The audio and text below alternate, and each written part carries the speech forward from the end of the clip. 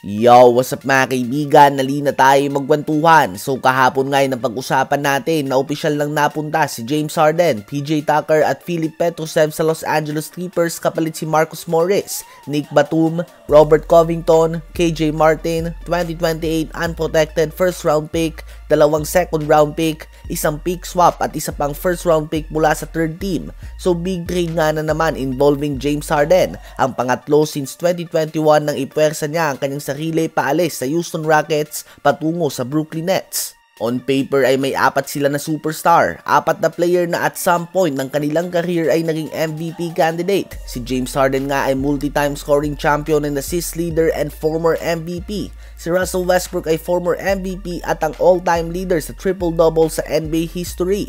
Si Paul George ay pinapahirapan nga ang prime big three ng Miami Heat noong nasa Pacers pa siya. At siya din ay nagtapos sa pangatlo sa MVP voting at Defensive Player of the Year rankings noong 2019 NBA season.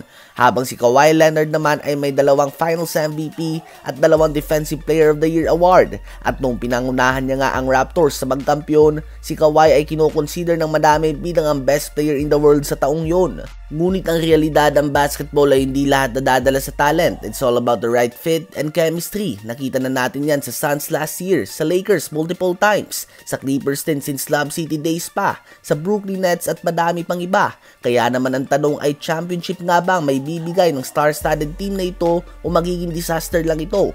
Ang inaasahan na problema nga ng mga fans ay iisa lang ang bola mga kaibigan. Parehong naging MVP si Westbrook at Harden dahil sa kanilang high usage at mga triple-doubles. Pareho nga silang very ball dominant at proven na hindi kayang maglaro bilang off-ball players. Si Kawhi Leonard ay kailangan din ng bola sa kamay niya, ganun din si Paul George. Not as much as Harden and Westbrook, but at the end of the day ay kailangan nilang magsakripisyo kung gusto nilang magkampiyon. Definitely isa kay Westbrook at Harden ang kailangan kainin ng pride at manggaling sa bench. Si Harden ang questionable kung handa ba siyang manggaling sa bench. Si Russ nga ay alam natin na kaya niya itong gawin. Ganun pa man mukhang masaya na nga si Westbrook sa role niya ngayon sa Clippers. Kayo mga kaibigan, ano ba ang masasabi nyo tungkol dito?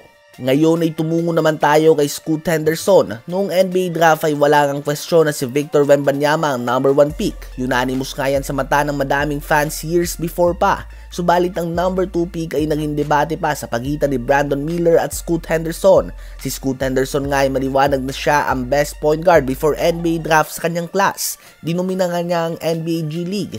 Ngunit si Scoot nga ay bumagsak sa number 3 pick ng Portland Trail Blazers. Napakataas nga ng expectation sa kanya ng Blazers bilang ang next great point guard nila, to the point na ginawa na nilang available si Damian Lillard sa trade dahil handa na nga silang sumailalim sa rebuild mode. Gagawa nga sila ng bagong team na nakapalibot kay Scoot Henderson o kaya naman sa kanyang mag-complement. Ganun pa man ay hindi nga ganun kadali ang NBA para kay Scoot Henderson to start the season.